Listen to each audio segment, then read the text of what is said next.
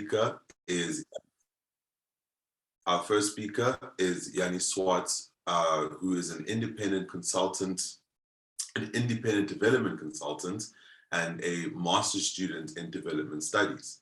And our second speaker is Vincent Siwawa, who is a PhD student in civil engineering and a member of the Emancipatory Future Studies cohorts at the University of the Witwatersrand. And we will begin now with our first speaker, Jani. All right, thank you very much. I'm going to share my screen and you'll just tell me if you can see it properly in presentation mode. All good? All good. Okay, yeah, so everyone, I would like to make the case for zero waste today, in particular about post-consumer waste and what we should do with that, and why zero waste can sort of be seen as a waste management alternative to what we have now, and even to recycling and the circular economy. So in my presentation, I would just briefly mention some background about waste, which I think is important for us as consumers to know. Then also just talking about recycling and the circular economy, which I think are quite similar. Then also how I think zero waste differs from that.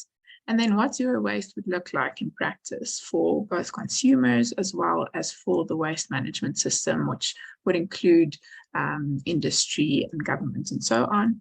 And then I also just want to briefly mention waste pickers' role in zero waste. So, of course, we think of waste as something that is useless, which is sort of a bit ironic in the capitalist society, because you think that capitalism would actually use everything to their benefit. But it seems that, yeah, they sort of decide when something is useless and when it is useful. I think it is important to mention in terms of waste, why have we arrived where we are today? One would be our alienation from nature and production. So especially for those living in urban areas where we don't necessarily have big gardens, we're not sure where our food comes from, and our garbage is just taken away by big trucks. It goes somewhere outside the city and we don't see it again. So we're sort of alienated from our effect on the environment and how much we waste. Then also, of course, that our society is so focused on convenience and single use. And that, I think, in the last few years has just escalated, especially during COVID as well, that we're just producing mass loads of single-use and non-recyclable trash. And then also planned and perceived obsolescence by industries. I'm not sure if everyone is familiar with this, but it's sort of scary when you think about how producers or manufacturers really actually plan for products to fail. If you maybe speak to your parents or grandparents, they'll tell you that they bought a dishwasher that lasted 30 years, or clothes that they bought that would still fit them. But we see increasingly that companies are designing their things to actually fail in a few years to force you to again buy new products. And then there's also the perceived obsolescence. So that is through social and consumerist notions and norms where they want to make you believe, yeah, you're sort of outdated and a loser if you don't upgrade your phone every 2 years. And we obviously see this. A good example is with Apple, that also changes their chargers every few years. So you can't even keep your charger for a lifetime. All right, so why is the amount of waste that we produce such a big deal? Because waste is essentially political. It affects us all, and we're also up against a lot to solve it. Again, it alienates us even more of this circle of life that we see in nature. And that's obviously good for consumerism, because if we're not aware of how much we produce, then it's easier just to keep doing it. We also see that waste really establishes like unequal distribution among different socioeconomic groups and countries, and separates rich from poor. You'll obviously see in more affluent neighborhoods or big cities that it's clean, and just as you get outside to more informal communities or rural areas, there's no waste management or there. And some even in when you look at between different countries, poorer countries are often the dump for richer countries in the global north to dump their garbage there. So yeah, in that sense, it's also a social thing. And then lastly, obviously, it also suffocates the natural environment and biodiversity. And this is a huge threat to future generations. And so when we think about what we can do with waste, I think we can break it up in preventing, minimizing, using it as a resource, or disposing it. And I think if you ask the general public what they think, what should we do with waste, they'll probably say we should increase recycling rates. So of course, recycling isn't bad, but it also isn't the solution, especially if we consider that industry is private. So obviously there's some good. It reduces the need to produce more virgin resources through extraction, saves landfill space, reduces pollution in nature, and like we'll see with waste pickers, it really also supports livelihoods of many non-South African citizens and unemployed people. But unfortunately, recycling, which was sort of established here in the 1970s, really started with this thing of putting the blame and the responsibility on consumers. I remember even in Afrikaans, we had a song when we were children about being a litterbug and how you shouldn't be a litterbug. And the question was really, why aren't the producers really not just doing something about the waste if they are producing it in the first place? I think recycling is also, in a sense, dangerous because it gives a lot of consumers false hope and something to have a moral license about. So in a sense of, I can buy this thing, I'll just recycle it afterwards, or yeah. And then a lot of times things really aren't actually recyclable. Many materials are still tricky. We obviously do see improvement in recyclability, but we're not there yet. And in a sense, it feels like if we're not there yet, then you can't use the excuse of recycling as a PR model. Then just that second last point actually is that recycling also favors profit. Obviously, when you look at the waste hierarchy, something like avoidance or reusing materials or products, that would actually be bad for growth in a capitalist economy. So when we recycle, then we need to continue using. And in that sense, it's good for profit. So when looking at the circular economy, just sort of maybe for clarity between or comparing the circular economy and zero waste, in the circular economy, waste actually becomes useful. So again, it is good. It also had good intentions initially because it wanted to remind us of the circle of life and the loops and the circularity that we obviously see in nature. In nature, you don't get waste. Everything will go back into the ground and become nutrients to the soil and to the plants. But unfortunately, where we are today, it does feel like the circular economy has sort of been hijacked by industries. And some articles even just call it the circular business model. In the circular economy, it actually aims to do something with the waste. So again, if you look at the waste hierarchy, it really focuses on recycling, material recovery, residual management, and using it for stuff like incineration or to make energy. But it is not concerned with rethinking or reducing or reusing. And so in that sense, it's a bit of a red flag because if you have a system that relies on input, then it needs input. So the circular economy, and I think maybe that's why that is why a lot of producers and business would support it, is that it doesn't threaten their growth and their financial prospects. When we look at it as well in that sense, it is usually advocated for by industries and governments. Of course, we are glad that they care about taking some of the garbage that they produce also out of the environment. But what we also see with the circular economy is that the main priority here is really for them to protect the environment so that in the future there is still resources to use. And of course, for good public relations, because a lot of people are becoming more environmentally conscious, and in that sense, they would maybe support a company that says everything or their plastic bottles are 100% made from recycled plastics, whatever. We also see in the various definitions of the circular economy that it's sort of clear that there's only secondary benefits to the environment and only implicit gains for social aspects. And then in that sense, there's also quite little guidance and only a few alternatives for the consumer.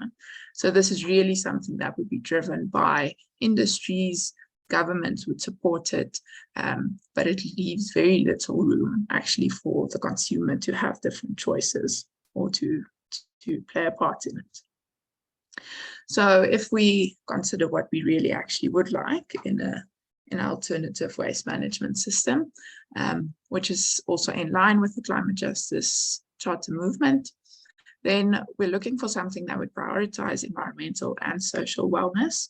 So having less emphasis on the profit or growth aspect of it, the eliminate trade-off temptation is that a lot of industries would say, okay, well, are we going to make profit or are we going to protect the environment? And even though they would aim to protect the environment or natural resources, the capitalist system just works in that way, that if you don't grow financially, then you're going to fall.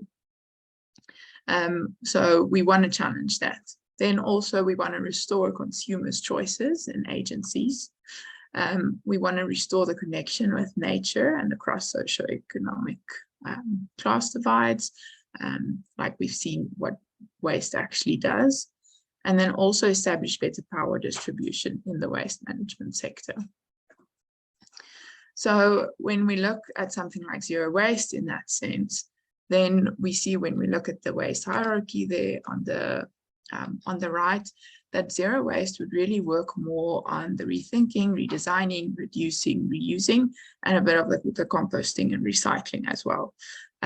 Whereas like we've seen with circular economy, they are more about recycling, material recovery, and sort of that less desirable things we want to do with waste. This is also, I think, a quote shared in one of the earlier webinars was from the Zero Waste International Alliance that says that zero waste should actually eliminate all discharges to land, water, or air that are a threat to planetary, human, animal, or planet health. So obviously in that sense, zero waste is radical. It really will challenge our lifestyles, will challenge the way we do things and how our society operates. But we do think that it would actually have a good consequence and transformation on our society. So there will be a bigger social cooperative component, and you'll see this, or you can imagine if you need to rethink products, if you need to reduce or reuse or recycle, that there would be a bigger component of actually sharing between each other, of looking local for these alternatives, for reusing, for trading with your community or your neighbors. So there will be a lot more social cohesion, hopefully, and then also it will recognize the role of consumers and waste pickers.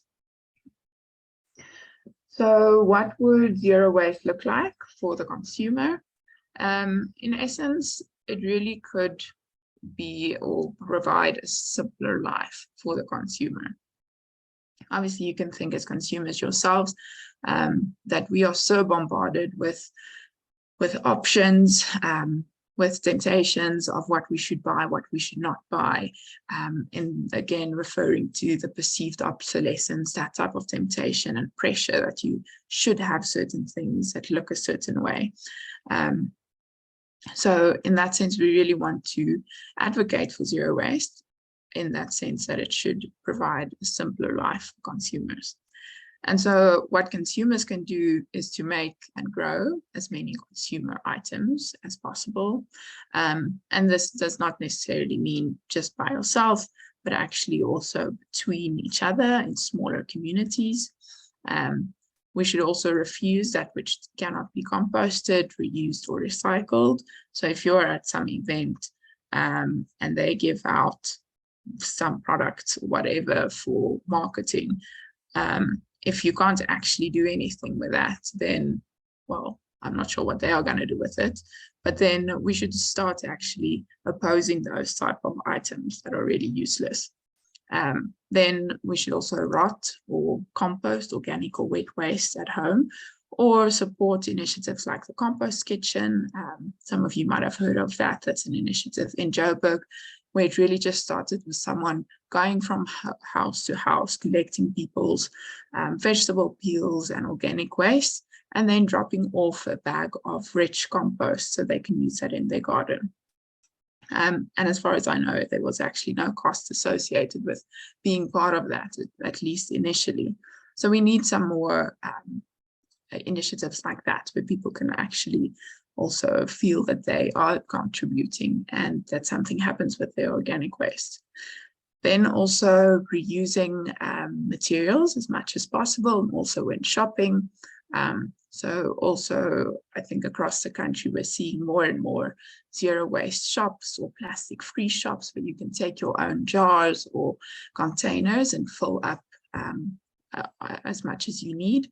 And I think in this sense also we want to see a return to farmers markets and those type of local economies being supported.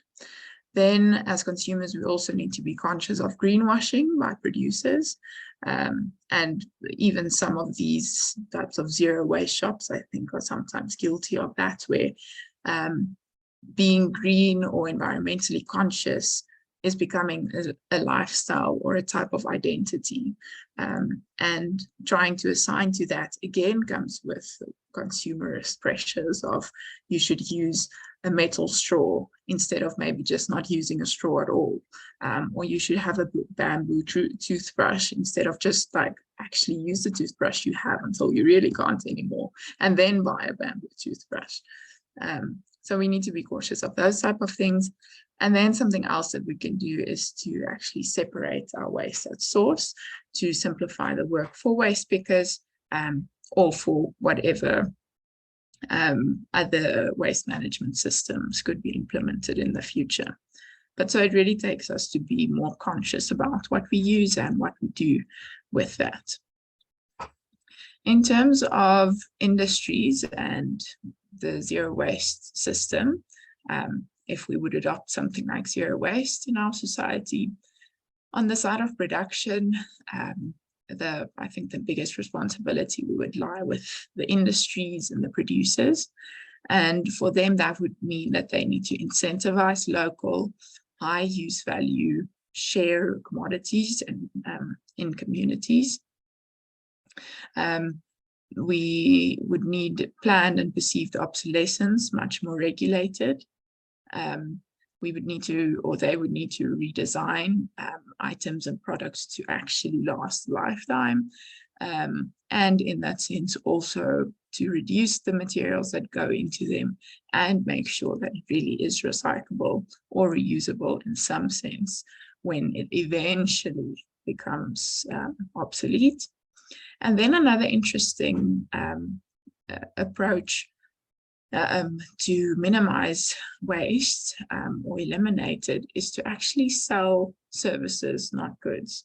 And so I'm not old enough to have been part of the milk delivery generation, even though it's coming back now again. I know in Joburg as well, there's a couple of companies that actually do that, where you can order your milk and veggies and yogurt and juice and whatever in glass bottles or in plastic-free containers. And so the idea is here that you don't buy a bottle of milk at the store and then you need to discard the milk bottle, the plastic bottle, and it needs to go through a whole system. but then essentially that it is sold as a service, so that it is picked up again, let's say in the glass bottles, it is reused again. And in that sense, companies actually then take more responsibility also for the waste. Another such example is, I think it's Philips, that are testing lighting as a service. So essentially, you wouldn't buy a light bulb at the hardware shop and install it in your roof, but that Philips, for instance, would come and they would install it, and when the light goes out, eventually that they would come and take it out or restore it.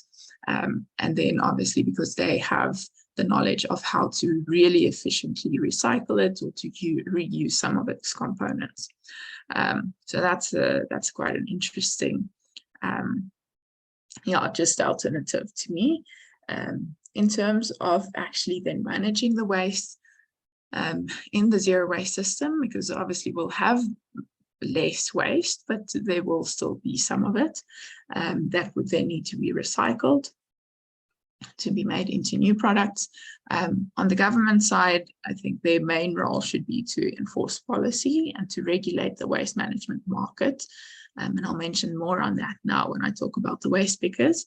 And then government should also support things like mass composting. So in community gardens or parks, that every street, for instance, would have a composting bin or facility, and that it can even be sold to farmers or be used in open spaces or public spaces. Then also when we look at industries and producers, we have extended producer responsibility, EPR, and that, it encompasses a lot of things, but especially that industries or producers take some responsibility also for the waste that is produced from their product or from what they were selling. So again, let's say with selling services, not goods, would mean for them that they need to take it back and figure out how to reuse it again so that it doesn't go into nature. And there's also the important role of them to fund other waste management operations. So for instance, also subsidizing the informal waste sector, or to make sure that the market is more regulated.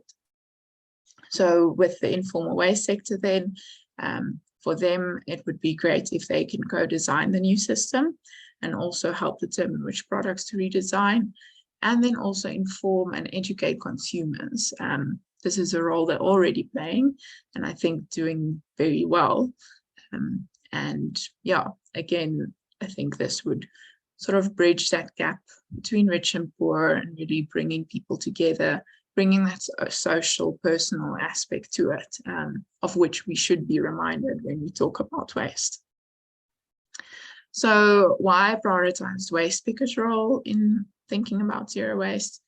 What we learn from them is about the complexity of sorting and the thing of circularity. And so one is that not all things can actually be recycled.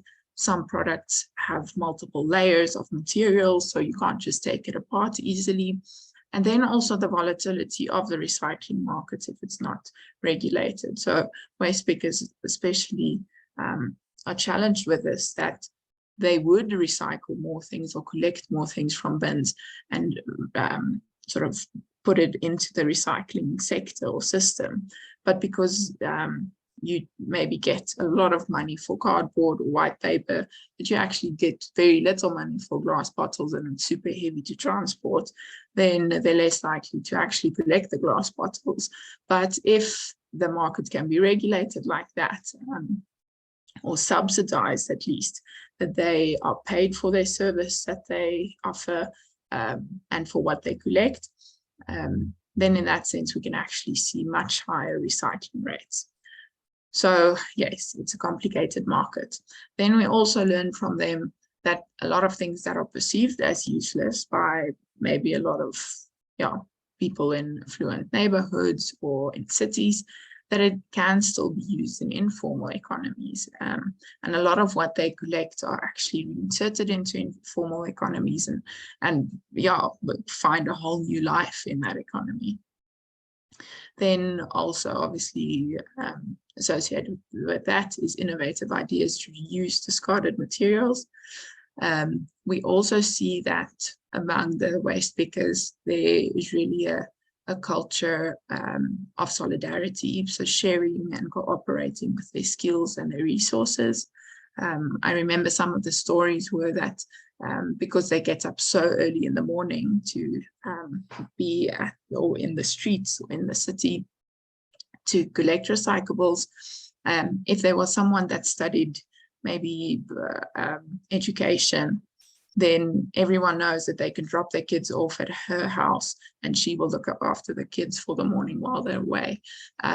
Or someone that worked with electronics before, everyone knows that he knows how to safely take apart some of the e-waste. And so they know they need to call up that guy when they find a computer or a printer in the trash, and they know they can drop it off with him. And yeah, so there's really this cooperation between them. Then we also see within their governing structures that there's also the spirit of democracy and non-discrimination. So especially with the fact that a lot or the majority of waste pickers in South Africa are actually not South African citizens. But we see that the South African citizens still actually accept them and welcome them into the waste picker organizations and associations. They also try to strive for a much more horizontal leadership structure and distribution of resources than just someone getting rich from what they do. And then we also see that they've really been successful in getting the buy-in and support from consumers. So when you look at, especially in the cities, a lot of the consumers that started separating their waste or thinking about the recyclables or actually checking the recyclability of something in the shop did so because they wanted to make it easier for their waste picker. And so we see that the social aspect is actually the thing then that is improving the recycling rates in South Africa, which is quite cool for me. So just to conclude, we do need environmentally and socially just principles. We cannot like the recycling and the circular economy that aren't bad in themselves. But we can't like them just value the economic value or economic benefits over the environmental and social aspects of what we do, especially with waste, since waste is such a political issue.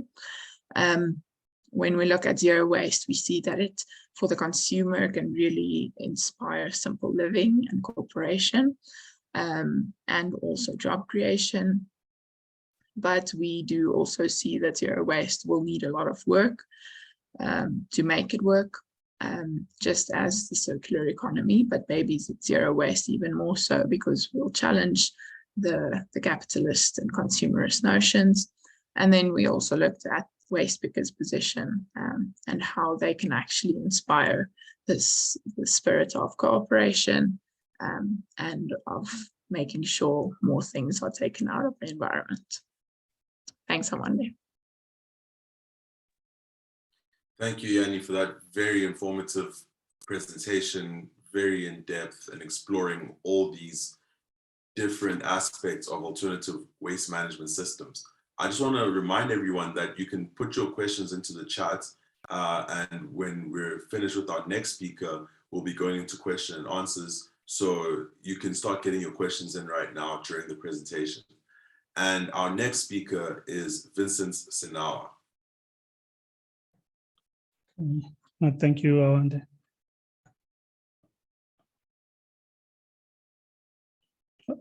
Can you see my slides? Yes. Okay.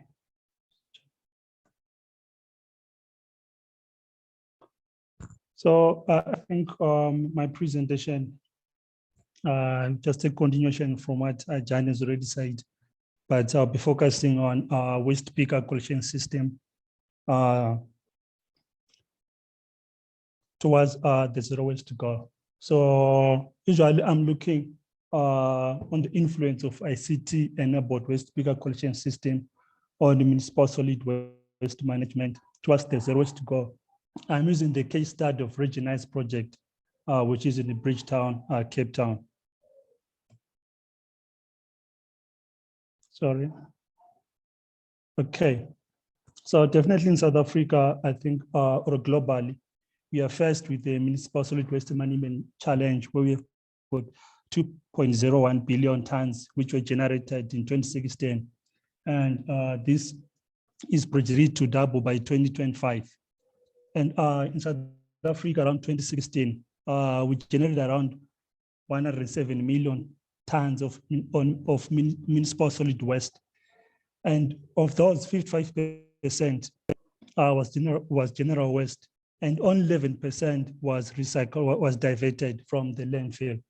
And definitely research has shown that 80 to 90% of waste that is generated, usually it is disposed to the landfill.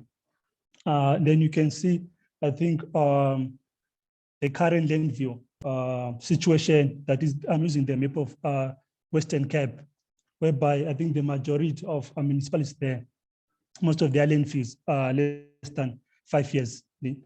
So as more waste is disposed into the landfill, we are faced with a precarious situation whereby there's a decline in landfill lifespan, and also this also poses health challenges.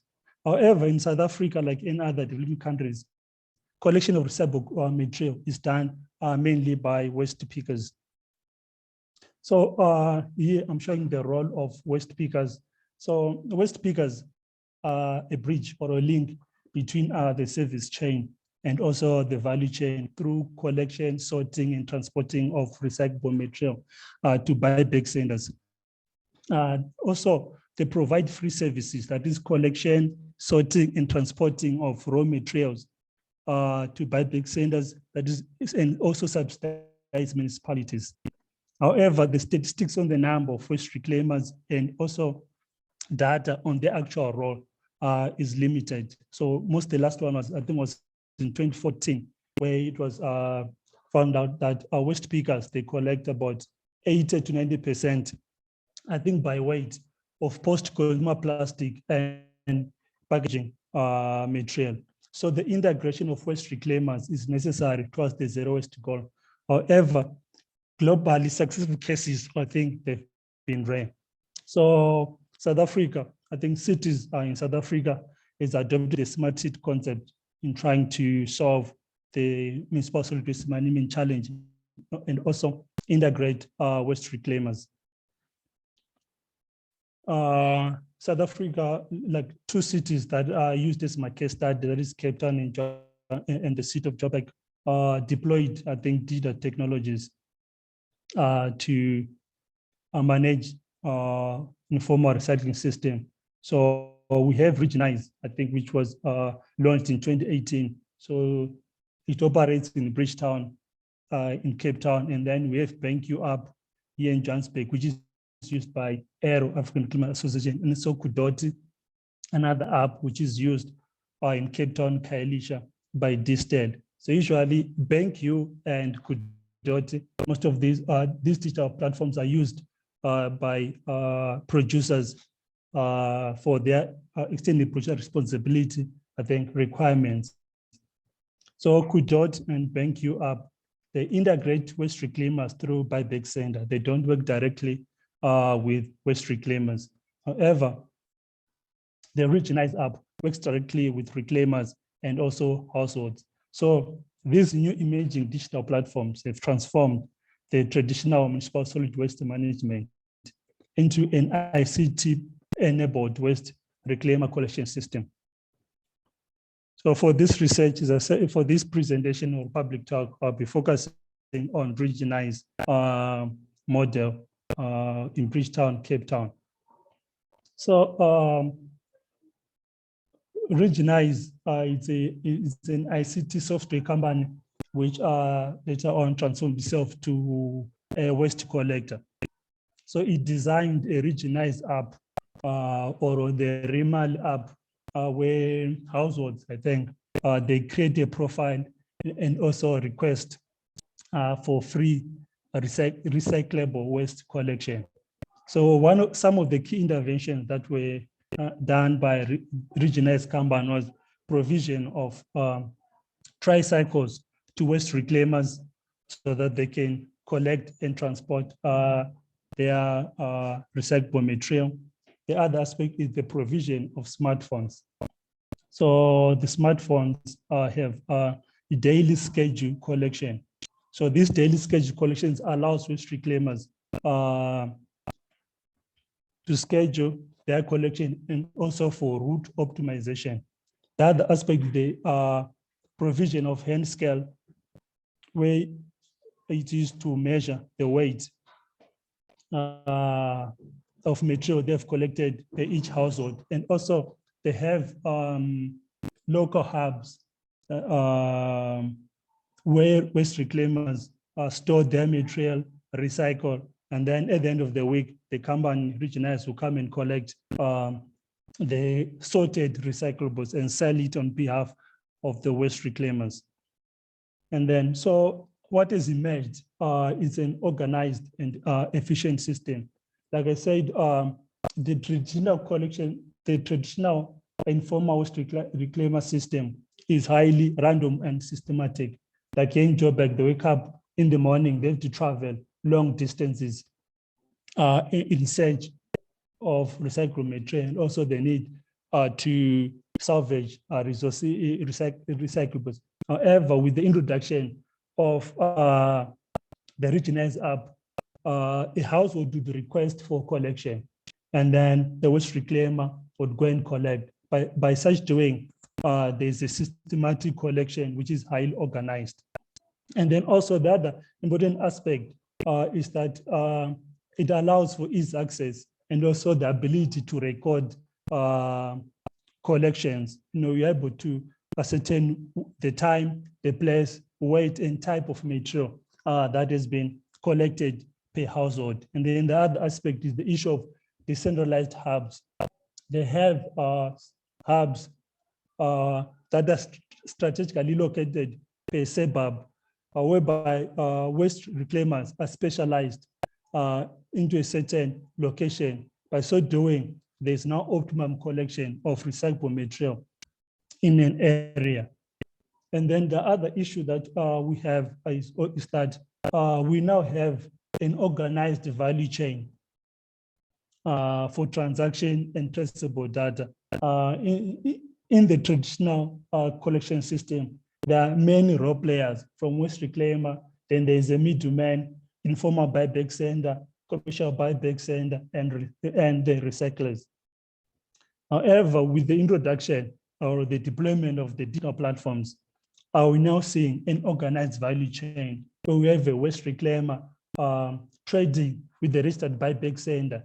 And also the most important thing is that the brands or industries are also part of the value chain, which was absent in the traditional system. So as brand owners are connected to the value chain, they're able to monitor, track their recyclable waste performances. And also in some instances like Distel, which is Kudoti, they're able to provide incentives, reward waste reclaimers, that are collecting more recyclable material. And then, however, with Regionize, Regionize connects households with waste reclaimers and also the waste reclaimer and also the Regionize waste collector Kanban. Because household requests for collection of recyclable material, they're also rewarded with vouchers which can be redeemed either as data or for groceries. But so doing it increases, I think, the rate of recycling in household. And so this system, it complements the municipalities' separation at source systems. And then the other element, I think, that is emerged is that we now have permanent and accurate real-time waste recycling data. As I've already mentioned earlier, that one of the challenges that the traditional system as first was that there's limited accurate data, waste recycling data. However, with the deployment of digital platforms, we now have the ability to track the recycling collection performance, and also the waste reclaimers that are able to monitor, I think, and track how much they are collecting, and also how much they are earning either per month or per week. It also gives waste reclaimers the ability to combat themselves against the municipality. So now we're able to see that in 2018, waste reclaimers, they were able to collect about 67.2 tons of recycled materials, that is in Bridgetown. In 2021, they were able to collect 176 tons. And then also here, this is the comparison between African Reclaimers Organization and also the city of Johannesburg. So from, as you can see from these graphs, I think annual dry waste targets, the city of Joburg, has been setting targets, I think since 2017, of which all of these targets, city of Joburg has not met. However, from the data, you can see that waste reclaimers have collected more than the city. And then this study, I think, has confirmed or reaffirmed what Professor Melanie Samson, I think, said, that waste reclaimers in Johannesburg collect thrice, 3 times more than the city. And even what Professor Swart, when he was doing a study with key buyback centers in Cape Town, they found out that waste reclaimers, they collect 3 to 5 times more than the city.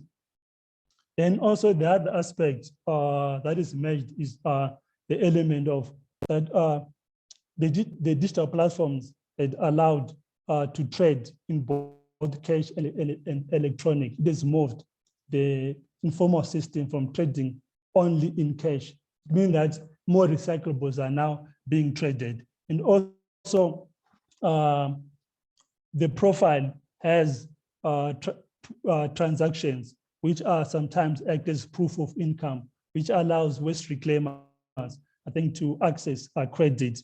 And also for other waste reclaimers, I think, who are immigrants or foreign nationals, they're able to regularize their stay. And one of the requirements was proof of income, which can be produced using the records of transaction. So 2 approaches that have emerged of integrating waste reclaimers has been the limited depth integration, where private company hires waste reclaimers, equip them with smartphones, intelligent devices, trains them with the methods of intelligent collection. This has improved the social status of waste reclaimers, increased the visibility, which was absent in the informal sector. And then the other one is the collaborator integration, where waste reclaimers use the platform just to generate data on the quantities of material which has been recycled. So 2 models of implementation has emerged, the BankU and Kudoti, I think, which is under the IPARA model, which illustrates that mostly from households to collection system, it is highly disorganized and unsystematic. And technology is only used when trading at the buyback center. However, with the regionalized model, you will see that it is systematic and organized. It is a door-to-door collection through an online request by a household. And you are also,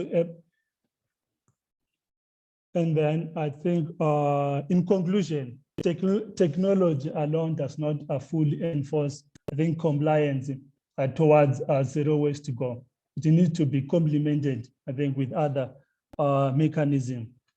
I think, as Jani said, the issue of enforcement of policies and legislation. Currently, I think we have the EPR regulation and also the Waste Reclaimer Integration Guideline, and also the issue of incentives. And the other aspect, that the technology has to be integrated so that there's no duplication of data. Currently, the technology that we have is in silo, it's not integrated with the national systems. Yeah, I thank you.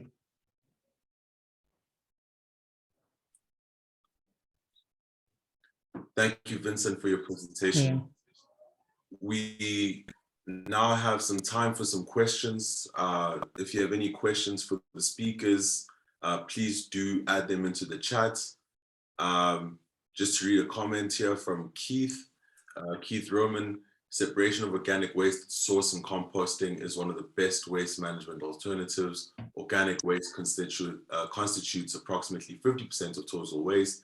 It is the main source of methane gas emissions from landfill. Separation at source reduces cross-contamination of recyclables. Waste pickers can easily be trained to compost and vermicompost.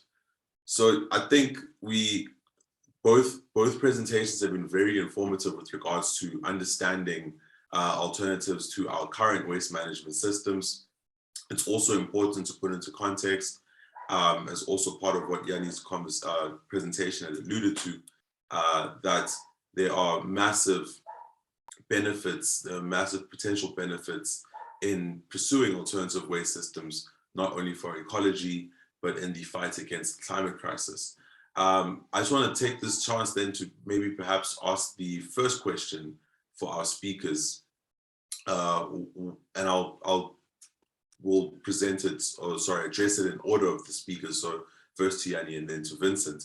From your research and your work, what are some of the other, both of you touched on it a bit in your presentations, but just to elaborate further, what are some of the other major impediments in this country and globally with regards to implementing some of these alternative waste management systems? As Jani had said in her presentation, obviously there are contradictions with regards to the dominant economic mode of capitalism and the way in which waste is produced, if you take into account capitalism's tendency to exploit anything for profit. But what are some of the other major impediments to implementing some of these alternative waste management systems globally and locally? Yeah, that's a good question, Awana. Thank you for that. I'm thinking of one main thing now, and that is that in South Africa and obviously in many other places in the world as well, because so many people are still stuck in poverty, looking after the environment or recycling just isn't a priority. Where I also live now in the Eastern Cape, I also see that there's just no culture of being conscious about the waste that you generate.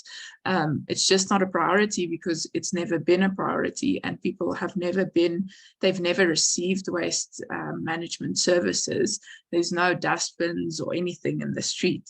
So I think that's something that would really, well, yeah, holds us back still, especially in those type of spaces where we have so many other social issues and social priorities, that the environment, something in the future of like maybe one day it's going to get warm or we're not going to have water, like that just doesn't feel immediate enough for people to act on it.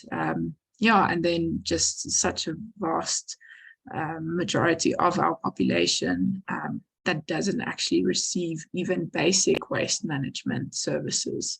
And so, yeah, there's just a lot to be done in terms of, I think, justice in that sense, making sure that everyone equally receives that type of services. And when that is established, then, well, maybe actually before that, but there's a lot of education that also needs to happen on the consumer side, I'd say. Okay, thank you. I think one of the other issues is that some of the alternatives that have been done, mostly the municipality-led. Some of them, I think they've been top down, I think, and also they did not consult and engage, I think, with some of the key stakeholders, I think, in zero waste management.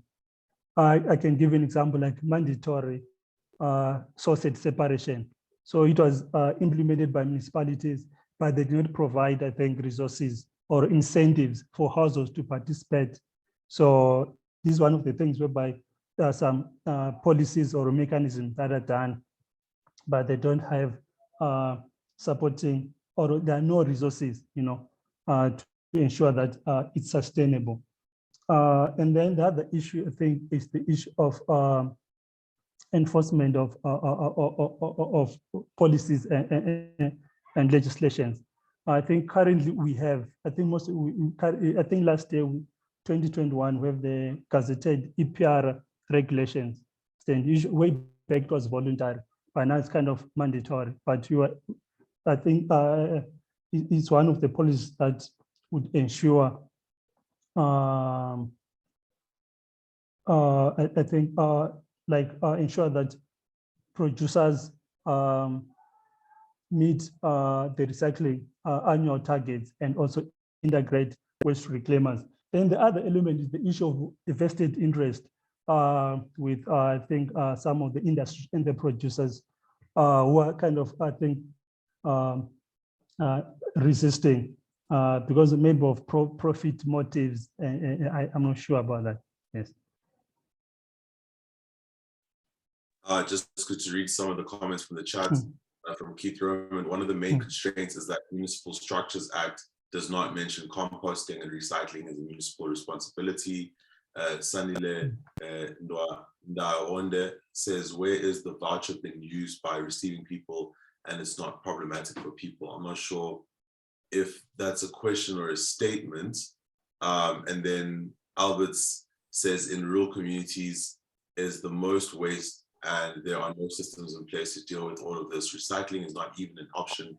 If a system could be put in place, it would be really great. We're using a compost system as well as trying to do awareness about waste management in the rural area where we stay in KZN. So Albert's question is, sorry, Sandile's question, his hand is up. So Sandile, you can unmute yourself and ask your question directly.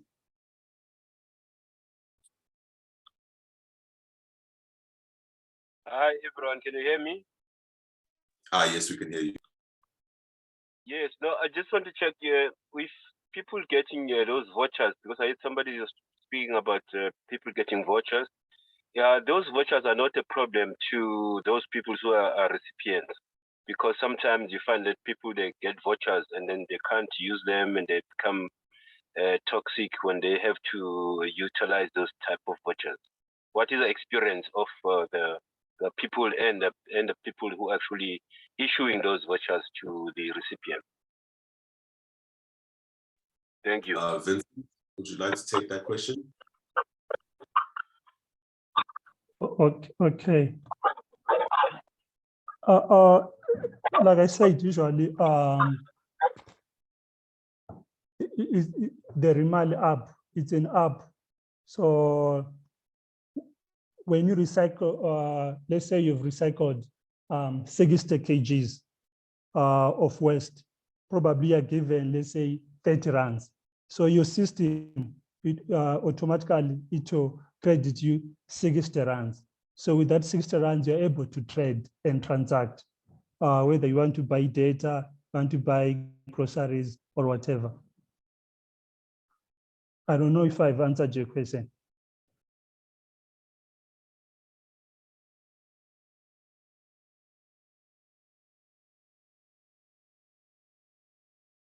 Sanile? Yes, I am answered. Thank you. Oh, okay. The next question I'd actually like to ask both the speakers is in line with one of the comments in the chat, but also with regards to your responses with regards to some of these impediments.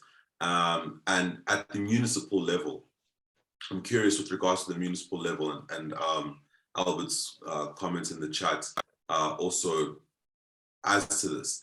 What are the differences in some of the challenges with regards to waste management, but also implementing and constructing alternatives in urban areas versus the rural areas? Because the challenges of both these areas are similar, but there also are differences, and I'm curious as to how great are those differences in managing urban versus rural, particularly at the municipal area.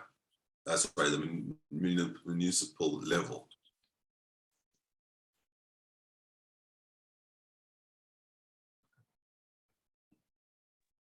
Vincent?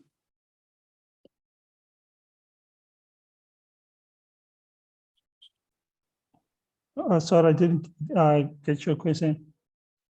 What are some of the challenges at the municipal level in rural versus urban management of waste systems, and the difficulties of implementing the alternatives in a rural versus an urban environment? Okay. I think I'm not sure, but I think I'll try to respond to you. I think one of the issue, like I said, mostly I was dealing with, I think, digital platforms, the issue of infrastructure. I think in rural areas, there's issue of, let's say, network connectivity, which might be, I think, difficult for these ICT companies, I think, to deploy their technologies. Then the other issue, the issue of road network. Some of the roads are impassable, and also most of these residential settlements, I think, they're kind of quite apart, which is difficult, I think, for municipalities to collect waste, unlike in urban areas where they're kind of densely populated. And then the other issue that we have with the municipalities, I think, the issue of some of the lessons which they use. For instance, I think we're dealing with the issue of integration of waste reclaimers, whereby like some of the municipalities cannot contract individual waste reclaimers because of the, I think, the Public Finance or Municipal Finance Management Act, which allows them, I think, to employ or contract in SME, small medium enterprises. So I think these are some of the challenge impediments. Jani, with regards to the differences and the challenges of waste management in rural versus urban areas? Yeah, I'm thinking in terms of rural. So maybe again that question of awareness and education and motivation for it. But from the municipality side, I'm thinking like the rural spaces, like even if you think small towns, they are so far away from recycling centers or buyback centers or what do you call them, recovery mechanisms. So it's very costly, I think, for those municipalities. Areas or some of those towns, like obviously every town won't necessarily have a municipal or municipality that can do waste management, which would mean that they're responsible for maybe a couple of towns or communities or villages. And so that would be very costly because you have to travel really far. And well, I can only imagine that like landfilling would be the easiest way to discard that then, which at least maybe it keeps the environment a bit more clean or keeps it a bit more healthy for the people in those communities. But yeah, there would need to be a lot of investment in the infrastructure if you actually want to make recycling also financially viable in those areas, just because it would be so expensive to drive it closer maybe to an urban area where you do have a recycling plant or something. Yeah, now it feels so difficult to actually think of a challenge in urban spaces. It feels like there aren't any excuses for making it work in big cities. Yeah. I think I must agree with Vincent on the waste pickers and how to just actually get the ball rolling in that sense.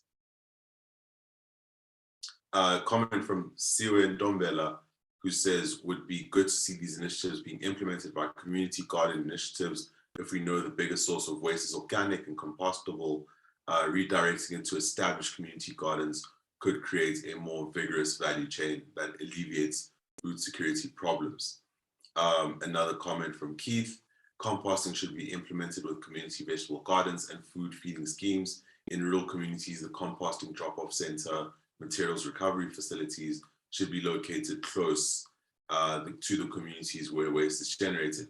Same applies to urban areas. So it's very clear that through these alternatives and through these innovative ways of dealing and thinking around waste, it's also solutions to other problems that are not necessarily intrinsically tied to waste management. I think in the minds of people, I think everything is tied to waste, but not everyone would be seeing these links so easily.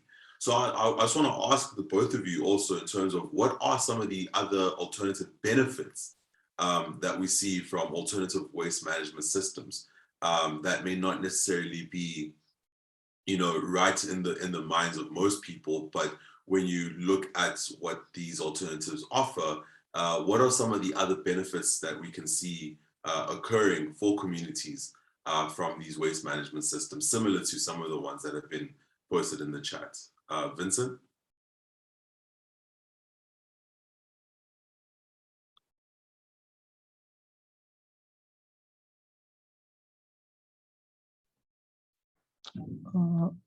I'm still trying to, but I think from my research, and from my research, what some of the benefits I think that emerged from I think these deploying of digital platforms. For instance, like I said, as waste pickers, frequently collected recyclables at particular households. I think there was the issue of like visibility and also some established relations with the households, and they ended up not, I think, not only collecting recycled material, but they end up, I think, being given some other part-time job, like I think weeding the yard, and also doing some other jobs like repairing some other stuff. I think it usually from their homes. And then the other issue was, I think, that is important is also the data that is generated, I think, from these digital platforms. They guide, I think, municipalities. They're able to know, I think, waste streams and how much waste is generated at particular suburbs and areas, and also guides them on disaster, I think, management framework. And then the other issue is also that the data generated, I think, from is also guides, is also key to police, because it enables the municipalities or government, I think, to generate evidence-driven policies, which is key, I think, to waste management. Jani?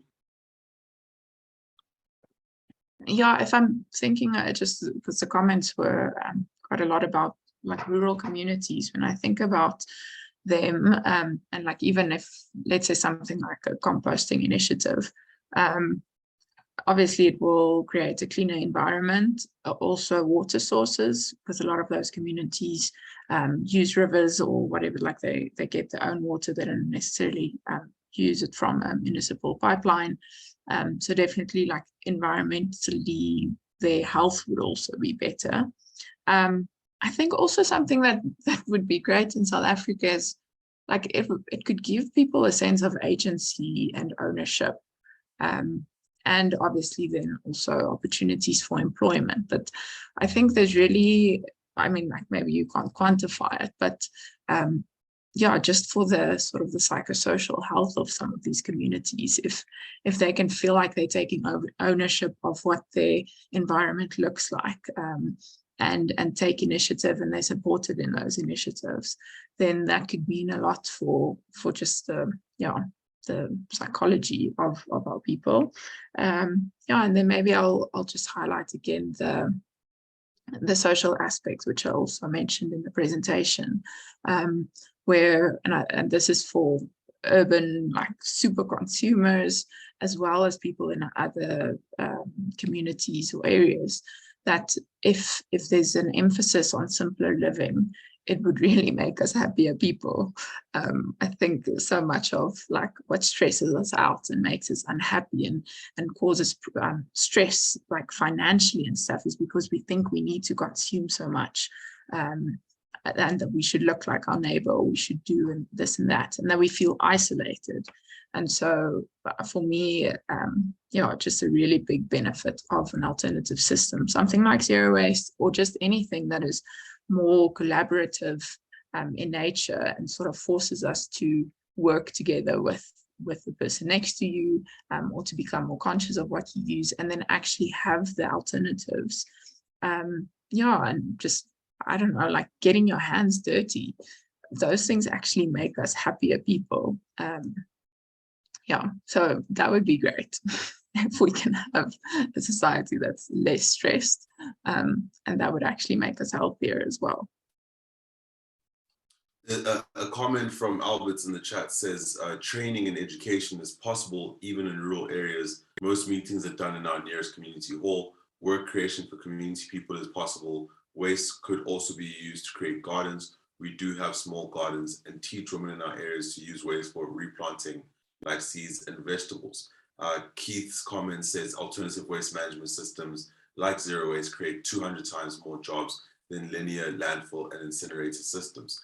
Another question I wanted to ask from this discussion with regards to the potential of these alternative waste management systems, but also in your presentation, Jani, when you spoke about the differences with how waste is managed currently, the thinking around recycling and the circular economy, and then going into zero waste, it's very clear from this discussion that zero waste is not only a cooperative approach to waste management, but it is democratic in its nature, enabling individuals, as you just said now, with regards to giving people and communities agency in how waste is managed, but also how the whole system of what they consume and use is how that is managed also, and how that can benefit them beyond the initial use of those products.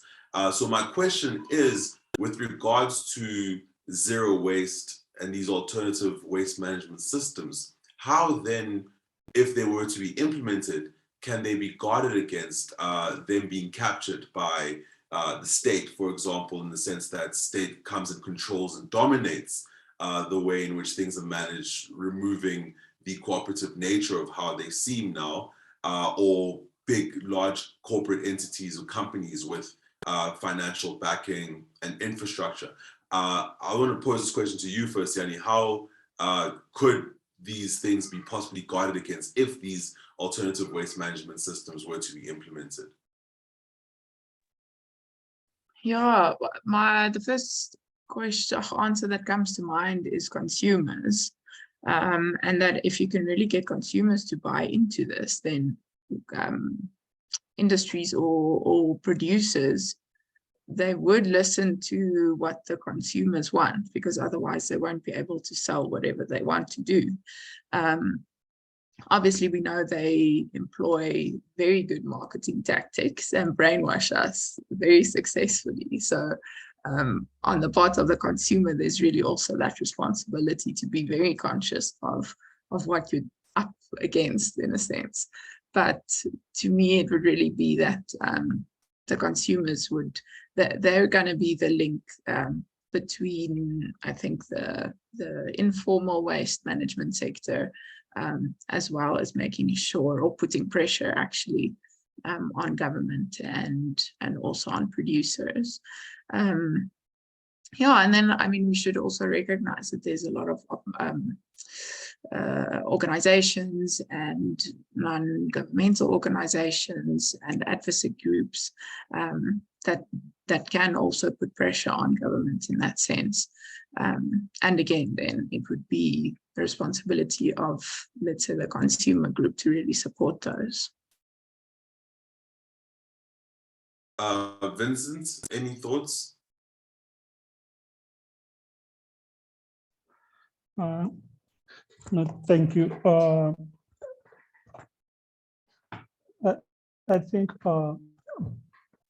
in as much as I think these are big corporates, sometimes they perpetuate, they cause inequality and also environmental degradation. They have, in some instances, I think, implemented some social innovation projects, understand? But at the end of it all, most of these, like my research, the technology that is being deployed, it is on behalf of the companies, because at the end of the day, they need to report. So they just want to generate data, which they're going to use to report whether they have achieved or they complied with the extended producer responsibility. I think that's a difficult, I think, question to respond to. But as long as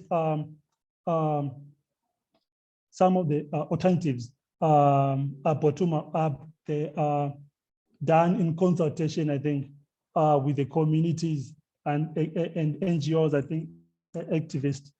We might, I think, yeah, we might be able to contain or curtail, I think, the influence of the government and also these big corporates.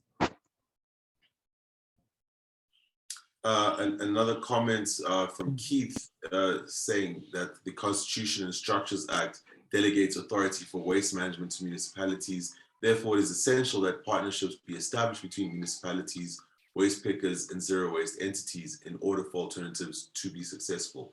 Government must play a facilitator role.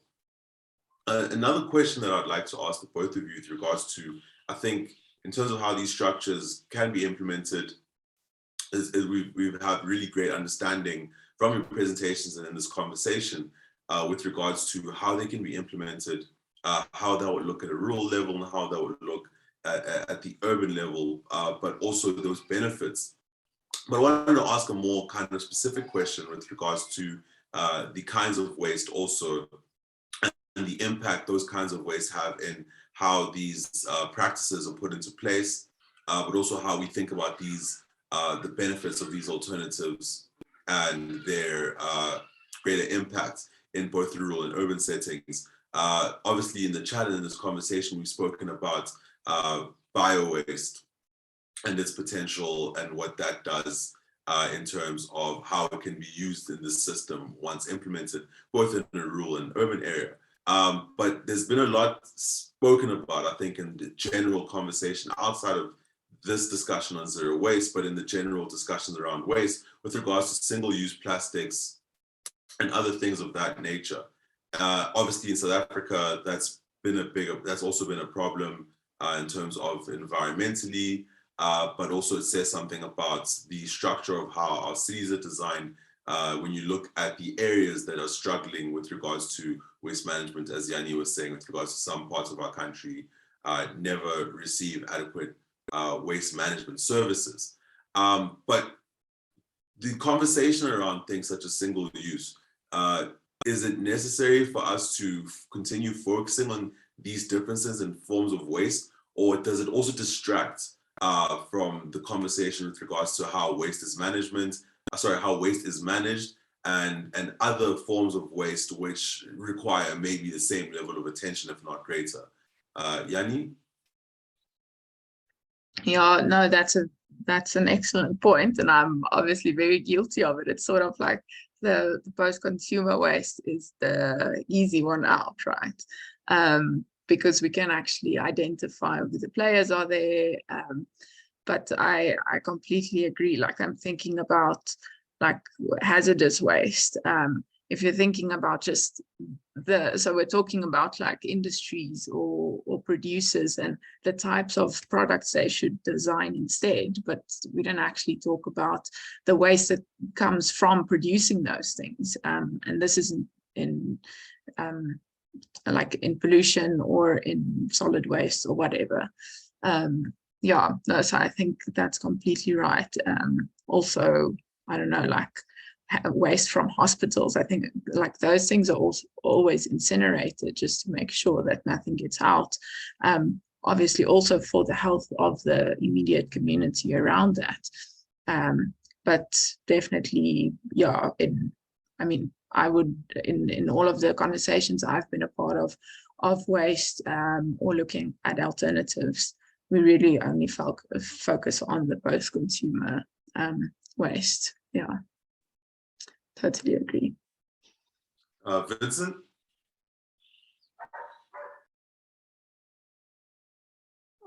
Okay, no, thanks. I think similarly to Jane, I think I only focus, I think, on this general waste and obvious, not, I think, looked on, I think, hazardous waste and even electronic waste. And yeah, I think it's also important, yeah, for us to consider that. And also, yeah, I think there's been also issues of this single plastic, and I think there was another conference that was in Port Elizabeth sometime in May, I think, that tried to engage and also discuss, I think, with the producers, how they would ensure that most of the plastic products are either recycled or there's some element of some of their materials they have to be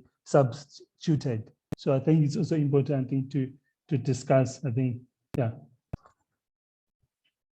I think especially some of the points you raised with regards to electronic waste and thinking around this, as Jani was saying, beyond the consumer side, also in industry, medical waste and things like that. Within the African continent, we have a lot to think about when you look at the demographics of high rates of urbanization across the continent. We're a young continent also. The movement of people from rural to urban areas also, and the constant drive by our governments to push for development, increasing some of these industries, expanding, which add to waste. And we haven't even gone into the extractive sector of mining and the mining waste also. I think these were really great things to bring up, and also that you've pointed out also in your conversation, and for everyone to just keep these things in mind while we're speaking about waste, and beyond just the binary of municipal level and rural and urban, but also all these other parts of our economy and society that contribute to this. A comment by Sandile in the chat, in South Africa, we have a problem of municipality not doing what the national government has agreed to do. What major CSOs can take to enforce national agreements at the municipal level? Vincent?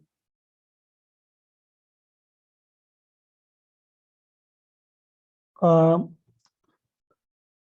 think civil society, because I think it's at local level, mostly they're able to directly engage, I think, with residents and also community leaders. And one of the, I think, issues is they're also able to hold municipalities, I think, accountable, and also they also have the ability to collect data and also report, I think, on the performances of municipalities. And we also, I think, have some other social economic rights groups, I think, who have approached, I think, courts in trying to ensure that municipalities, I think, provide services, especially informal settlements. And yes. Jani? Yeah, what I'm thinking about now is like it feels like really in the past few years there's been so many success stories, especially from some of these very small towns where the municipal system has just completely failed, where the citizens or the residents are really just taking up this responsibility. And especially in South Africa, it's obviously been so inspiring also to see that across race lines, people get together because they're saying this is our town or this is our street and we want to see that it's actually clean. And they stand together and they work together, and then it's really sort of reconciling them and showing the spirit of solidarity. And so in that sense, I think like civil society organizations, community or based organizations can play a big role in getting people involved, but it's not the solution. I think like the size of this problem, we need governments or municipalities to come in, because it's also sort of unfair that the citizens pay tax, but then they also use their own money to fix things or to clean up. But at least the positive thing is that you get people together. Yeah, and that's maybe how some of these things like zero waste, it's really from the ground up that you establish those principles and strengthen them. I would just like to ask from our speakers, conscious of the time, and we have neared or approaching the end of the session. So just any final inputs from our speakers, Jani and Vincent? I'll say what was the best part for me today. Really nice engagement in the comments. Thank you, especially I think it was Albert, Keith, and Sandile. Really interesting insights, especially with regards to the rural communities and composting. Yeah, it's also only sort of recently that I've come across initiatives for composting, and it's like you said, it's really actually such an easy and basic thing with so many benefits. Yeah, so for me, that's my key takeaway for today, is that that's really something we should start advocating for more. Yeah, thank you. Thanks for that insight. Okay, thank you. I think it was a lovely, engagement. I think it kind of adds up to the previous talk that we had, I think, from other guys. It was from Durban, and with what Jan has presented also. And I realized, I think even from previous discussion, probably talk, we have this issue of organic waste.